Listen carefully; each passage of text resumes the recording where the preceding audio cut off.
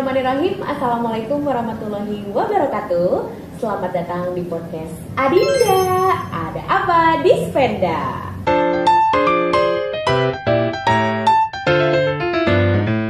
Hari ini perkenalkan, saya Mia Indah Lestari dan ada narasumber Sri Handayani.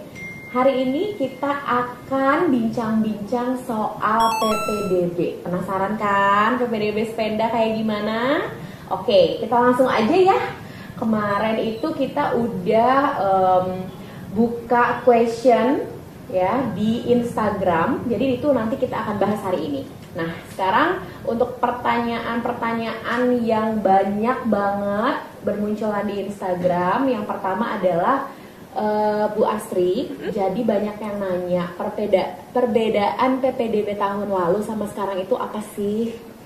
Oke, kalau secara garis besar ya Bu Mia ya, tidak ada perbedaan, hanya saja untuk tahun ini itu dibagi menjadi 2 jalur. Kalau tahun lalu kan 1 jalur ya. Nah, kalau tahun ini itu dibagi 2 jalur. Untuk jalur pertama itu nanti ada afirmasi, kemudian prestasi dan perpindahan orang tua. Nanti untuk jalur kedua itu zonasi. Oke, itu ya sudah jelas ya. Mungkin nanti Bu Asri bisa kasih lihat ke teman-teman atau adik-adik yang bakal mau masuk ke Spenda ya. Oke. Lalu ini nih yang paling penting, jadwal PPDB Bu Asri. Kapan sih jadwalnya ya?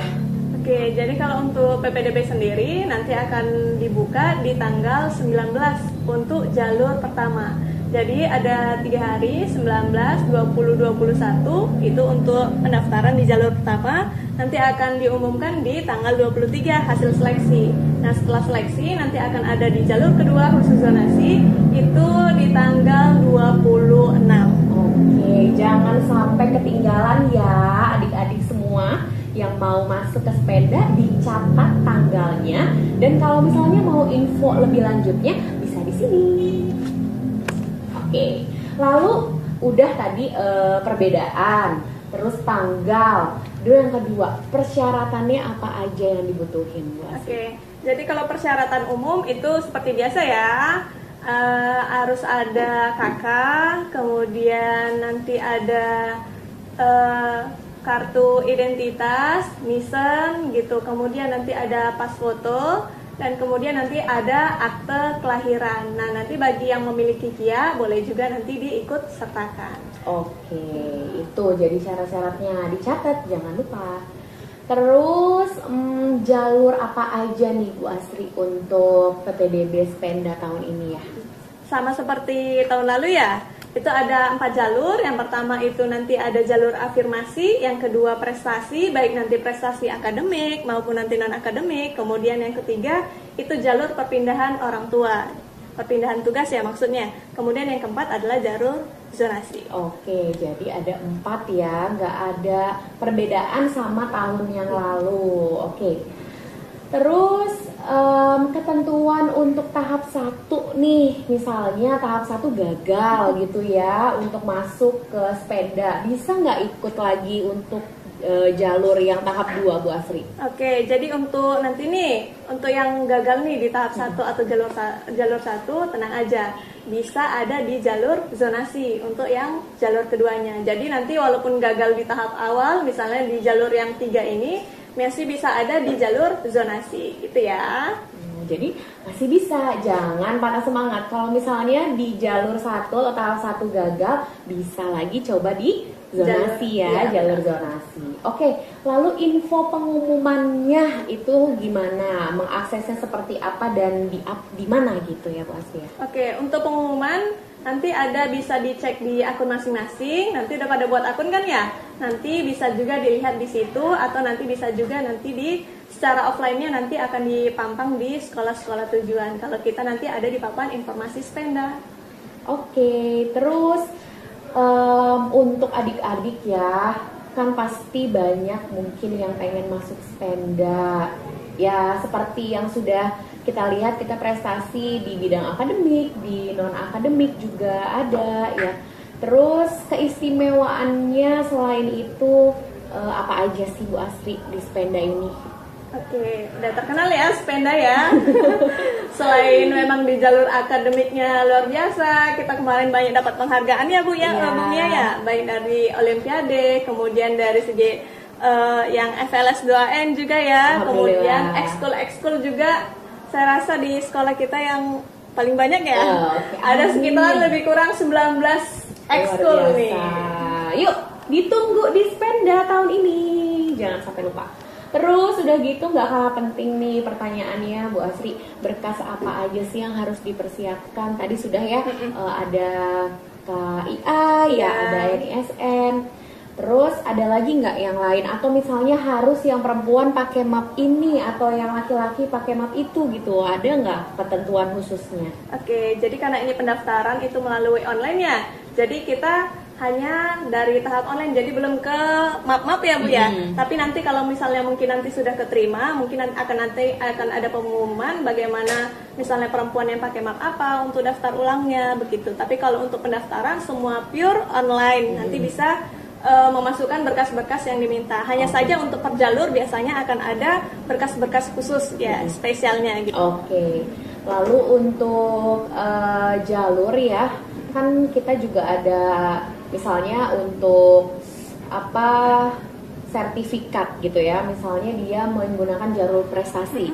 Nah itu kan ada akademik, ada non akademik ya Bu Asri. Nah perbedaannya tuh apa? Misalnya syaratnya kalau akademik itu apa, kalau non akademik itu apa yang perlu disiapkan gitu untuk prestasi? Oke, jadi untuk jalur prestasi selain nanti mengupload berkas-berkas umum yang tadi sudah kita kasih tahu ya, nanti ada juga berkas khususnya. Nah kalau prestasi akademik itu tentu saja yang diminta adalah rapor ya Bu ya, uploadan rapor asli ya. Untuk berkas semuanya asli, tidak fotokopi, karena nanti untuk yang diupload itu semuanya butuh berkas asli.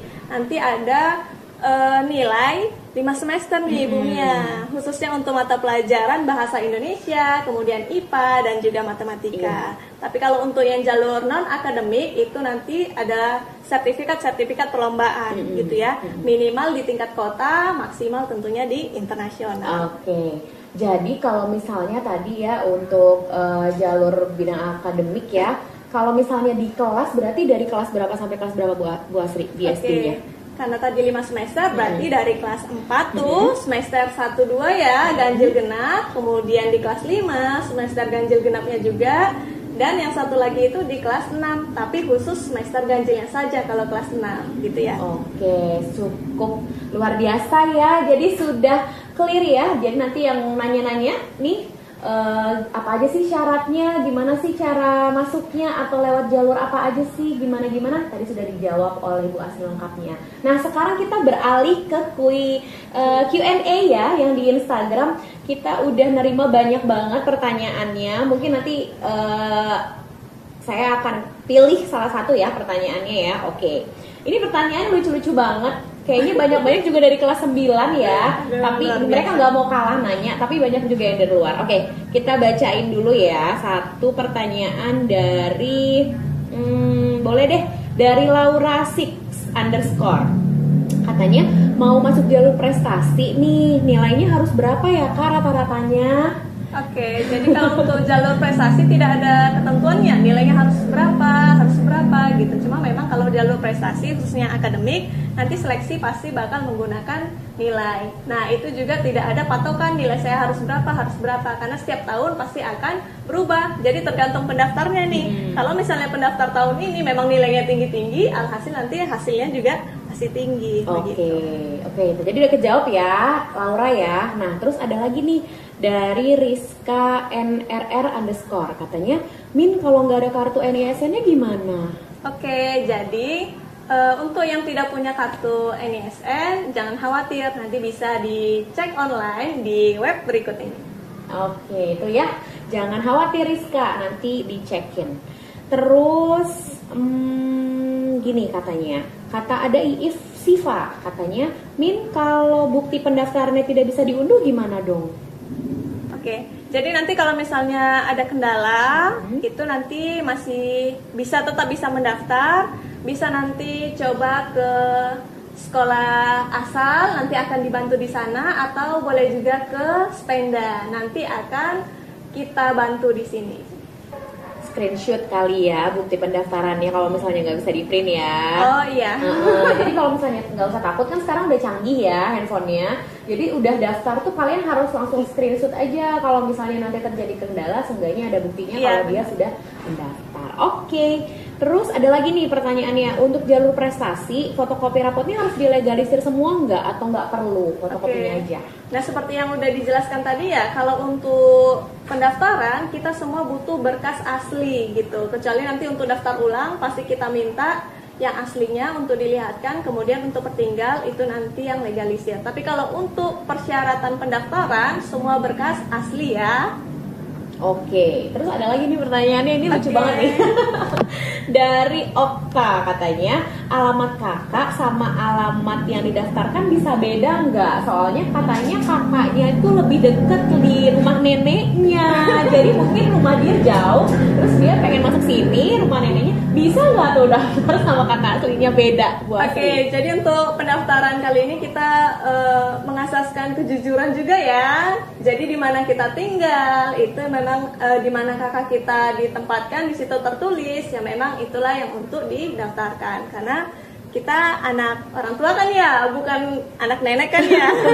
Jadi pertanggungjawabannya memang nanti dilihat dari alamat orang tuanya. Karena kakaknya juga pasti akan ikut kakak orang tua. Iya, oke tuh. Jadi gitu ya. Jadi nggak boleh beda-beda nih. Kakaknya harus sama. Kalau misalnya merasa anak neneknya bisa pakai kakak neneknya, tapi kalau bukan nggak bisa.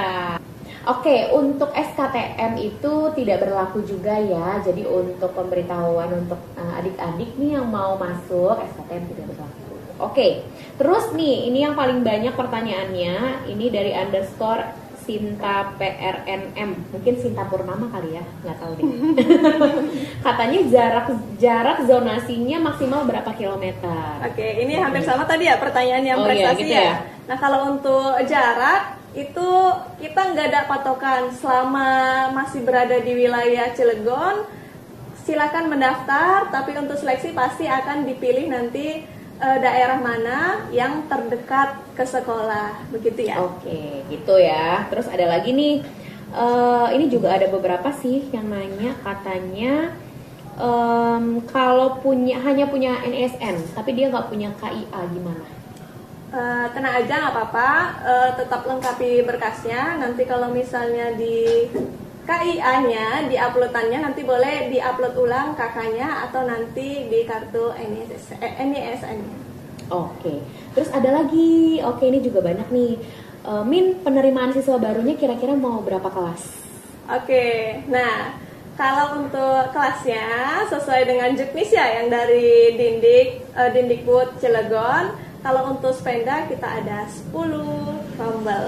Oke, jadi itu mungkin itu aja untuk Q&A kita hari ini di Info PPDB.